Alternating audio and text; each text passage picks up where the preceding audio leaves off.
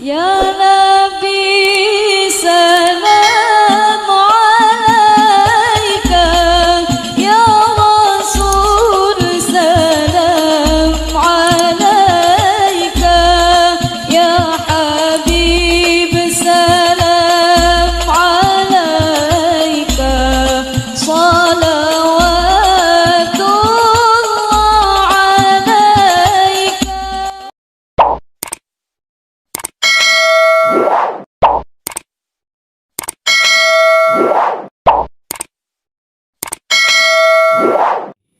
Apakah semua orang yang puasa bisa mendapatkan 4 kemuliaan tadi atau tidak? Ini poinnya. 4 itu kalau digabungkan jadi takwa namanya. Singkatnya, apakah semua orang puasa pasti bertakwa? Ya, tanya-tanyakan Al-Quran. Apa jawaban Allah di Al-Quran? Dijawab langsung di ayat Siyam. Al-Baqarah ayat 183. Ya ayyuhalladzina amanu kutiba alaikumus kama kutiba alal ladzina min la'allakum. Nah, kalimat tattaqun itu diawali dengan kata la'allakum. La'alla itu namanya harfu taraji. Saya ulang ya, di ilmu nahwu la'alla disebut harfu taraji. Al-Imam As-Suyuti berkomentar begini. Setiap ada satu harapan, keinginan besar yang ingin dicapai tapi diawali dengan kata la'alla atau la'allakum, ini menunjukkan bahwa harapan itu, alhamdulillah, harapan itu tidak mungkin bisa dicapai kecuali dengan kesungguhan, keseriusan. Jadi ketika Allah menutup kalimat puasa, ayat puasa dengan kata la'allakum, seakan memberi kesan tidak semua orang puasa akan mendapatkan kenaikan takwa dan jaminan 4 kemuliaan tadi kecuali orang yang serius puasanya, orang yang sungguh-sungguh puasanya. Karena itulah, untuk menunjukkan kesungguhan itu, bagian terakhir kita, Nabi memberikan 3 amalan utama. Saya akan bacakan dengan cepat 3 amalan utama yang dikuatkan oleh beliau kepada para sahabat sebelum tiba Ramadan dan sampai sekarang menjadi kurikulum Ramadan Nabi. Jadi kalau ibu bapak ingin mengeluarkan kurikulum Ramadan Nabi, nanti bikin agenda saat Ramadan ya, supaya nggak pusing nanti kalau masuk hari pertama apa yang dikerjakan, hari kedua apa yang dikerjakan, subuh apa, siang apa, sore apa. Cuman nanti saya berikan 3 yang pokok ini. Ada 3. 1, meningkatkan sholat. Saya ulang ya, meningkatkan apa? Sholat. Kalau meningkat secara singkatnya berarti bertambah dari yang sekedar fardu, tambah dengan apa? Sunnah. Maka dari sekarang keluarkan semua jenis sholat-sholat sunnah. Keluarkan dari sekarang apa saja, siang dan malamnya. Yang rawatib ada berapa rawatib? Rawatib 12. Ya, rawatib itu yang melekat dengan sholat fardu dan menentukan untuk memperbaiki sholat fardu, menambah. Jadi kalau kurang khusyuk ditambah dengan sunnahnya disebut rawatib. Bisa sebelum, bisa setelah sholat fardu. Ada 12 dari hadis Nabi sallallahu alaihi wasallam. Man shalla isnatai asyrata raka'atan, siapa yang sholat 12 rakaat fi yaumin wa lailatin, yang mengiringi sholat fardu siang dan malam, ya, bunyalahu bihinna baitun fil jannah, maka akan dibangunkan baginya satu rumah di surga kalau konsisten menunaikan 12 itu sampai meninggal dunia.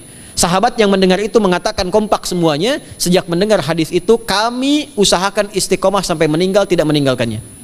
12 itu 2 sebelum subuh, cepat. 4 sebelum zuhur, 2 setelah zuhur, 2 setelah maghrib, 2 setelah isya. 2 rakaat sebelum subuh, 4 rakaat sebelum zuhur. Kalau nggak bisa 4 rakaat karena terbatas waktunya, boleh 2 rakaat khusus untuk sebelum zuhur. Kalau nggak bisa 4, boleh berapa? 2. Dalilnya hadis Ibnu Umar radhiyallahu taala anhuma. Kata beliau, hafidtu asyra rakaatin, saya hafal 10 rakaat dari Nabi sallallahu alaihi wasallam salat sunnah. Maka menyebutkan sebelum zuhur 2 rakaat.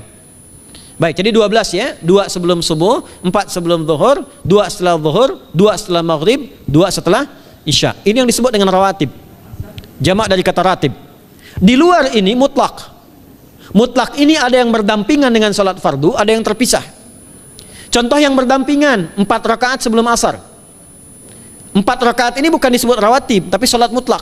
Cuma waktunya berdampingan dengan salat fardu. Jadi dia nggak memengaruhi salat fardu, cuma punya keutamaan sendiri.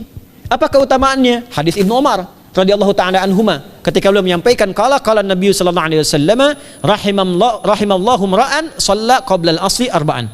Allah akan menambahkan rahmat pada orang yang terbiasa sholat 4 rakaat sunnah sebelum sholat asar. Jelas ya? Baik. Kemudian apalagi setelah itu? Sholat di antara dua adzan ini, adzan dan iqamah. Ya, di antara adzan dan iqamah. Tahiyatul masjid. Apalagi misalnya sholat duha. Duha dibagi 3. Awal duha itu kurang lebih 1,5 jam setelah sholat subuh. Subuh sekarang misal 4:30. Maka jam 6 muncul awal duha. Namanya syuruk. Saya ulang, sholat apa namanya? Syuruk. Syuruk itu sholat awal duha. Jumlah rakaatnya 2 rakaat. Man shalal ghadata fil jama'ati thumma yaqudu yadhkurullah subhanahu wa ta'ala fayusalli rak'ataini fakana alaihi ka ajri umratin wa hajjin, ya ka ajri ummatin wa hajjin tamatan. Siapa yang sholat subuh 2 rakaat dengan berjamaah, ya, dan umumnya kalau berjamaah bisa ke masjid di masjid. Kalau tak mampu ke masjid, tunaikan di rumahnya. Setelah itu tidak beranjak dulu. Dia duduk untuk berzikir kepada Allah. Zikir itu bisa baca Quran. Quran surah 15 ayat 9 itu Quran disebut dengan zikir. Quran surah 54 ayat 17, 22, 32, 40 itu Quran disebut dengan zikir. Bisa baca Quran, bisa berdoa. Doa disebut dengan zikir. Quran surah ke-7 ayat 205. Ya. Bisa dengan apa lagi? Bertafakur, ya, mengaji, ta'lim, itu disebut dengan zikir. Ali Imran ayat 190 191. Alladzina yadhkuruna Allaha qiyaman wa qu'udan wa 'ala junubihim wa yatafakkaruna fi khalqis samawati wal ard. Ya, disebut dengan zikir. Bisa bertasbih. Zikir pagi petang, kalimat-kalimat thayyibah ada itu di Quran surah ke-4 ayat 103. Jadi habis salat subuh zikir dulu. Doa dulu, zikir dulu, belajar dulu, tafsir dulu. Setelah itu muncul syuruk. Perjalanannya disebut isyraq, melewati masyrik, 1 tombak bayangan, dia sholat 2 rakaat, itu pahala sholatnya senilai haji dan umrah. Sempurna. Bukan sudah haji, bukan.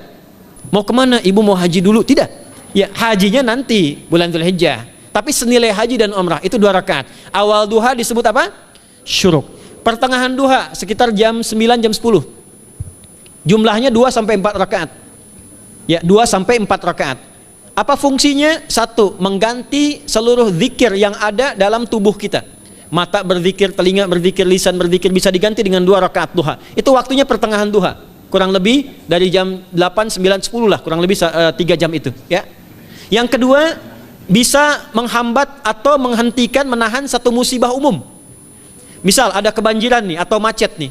Orang-orang kena macet. Bapak yang biasa sholat duha pertengahan itu tiba-tiba ditolong oleh Allah, dibebaskan. Tiba-tiba ada orang datang, Pak lewat sini di sana macet. Atau dibimbing ada kontraflow. Itu manfaatnya duha tuh. Yang pertengahan. Yang terakhir adalah akhir duha. Sekitar jam 10 sampai jam 11 menjelang ke zuhur. Ya, akhir duha itu jumlahnya dari 2 bisa 4 sampai 8 rakaat. Di antara manfaatnya bisa mempermudah datangnya rezeki dengan izin Allah Subhanahu wa taala ketika ikhtiar. Itu duha. Nanti ke malamnya silahkan tahajud, tingkatkan tarawihnya sampai ditutup dengan witir. Itu salat. 2 yang terakhir saya cepat. 2 yang terakhir adalah banyak berinteraksi dengan Al-Quran. Ada 3 caranya. 1, banyak membaca. Itu namanya qiraah. Silahkan Bapak Ibu siapkan dari sekarang. Targetnya khatam misalnya 1 kali. Berapa juz? 30 juz. Kalau mau gampang bagi 30. Berarti 1 hari berapa? 1 juz. Paling gampang lagi supaya nggak capek ngajinya, supaya nggak capek, bagi 1 juz 5 waktu sholat. Contoh, juz pertama itu Al-Baqarah plus Al-Fatihah. Al-Fatihah saya nggak hitung lah karena sudah hafal ya. Al-Baqarah itu 141 ayat, juz pertama. Bagi 5, 28. Jadi setiap ketemu waktu sholat, bagi 2 lagi. 28 bagi 2 berapa? 14. Sebelum sholat baca 14 ayat, setelah sholat baca 14 ayat. Itu 14 ayat tuh paling-paling nggak nyampe 5 menit Bu Pak. Kalau investasi 10 menit setiap waktu sholat bagi 2 kita baca 14 ayat, itu insya Allah selesai Ramadan khatam Quran. Itu udah rumus. Ya, tidak cukup dengan amin, siapkan dari sekarang. Siapkan. Ya. Kemudian mengkaji, kajian, tilawah. Itu tilawah itu di hadis Muslim pahalanya banyak.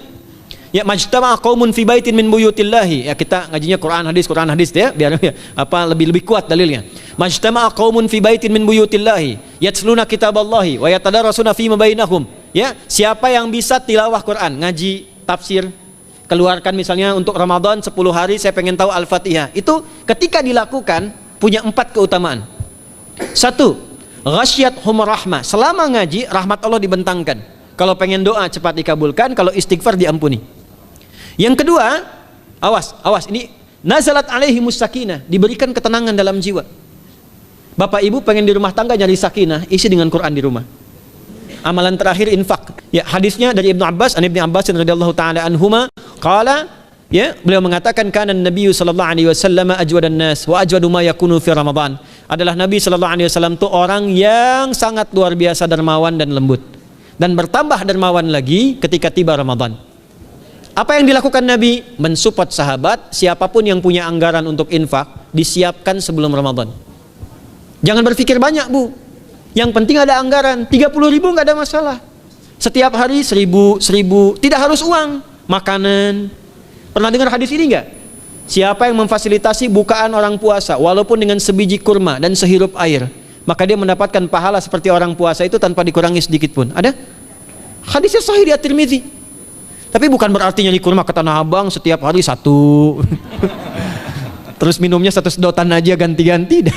Ya, maksudnya apa? Yang paling minimal kita bisa keluarkan. Itu pahalanya 700 kali lipat dikali 10. Paling standar. 700 kali itu standar biasa di hari ini. Dalilnya Al-Baqarah ayat 261 yang dibacakan Adinda tadi kita itu. Ramadan kali 10 lagi. Maka dari itu disiapkan dari sekarang untuk infak. Kalau kami di desa itu, ibu saya selalu kalau Ramadan itu RT-nya setiap rumah. Ini untuk bukaan hari ini rumah A, rumah B, rumah C. Bukaan besok rumah A, rumah B, rumah C. Boleh tuh di PWM Pak dipraktikkan. Ya, misalnya anggota perserikatan siapa dikasih kesempatan. Mungkin nanti yang lain kurmanya, yang ini misalnya jeruknya, yang ini ininya. Setiap ada bukaan ya kirim ke yatimnya, ya kemudian ke pondok-pondok asuhan Muhammadiyah yang tadi disebutkan sekian ribu itu, cari pahala.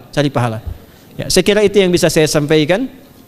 Sampai dengan batas waktu yang diberikan, semoga bermanfaat dan semoga Allah Subhanahu wa taala memberikan kemuliaan kepada kita semua, kesehatan, dan yang terakhir saya ingin sampaikan doa penting. Tolong hafalkan doa ini.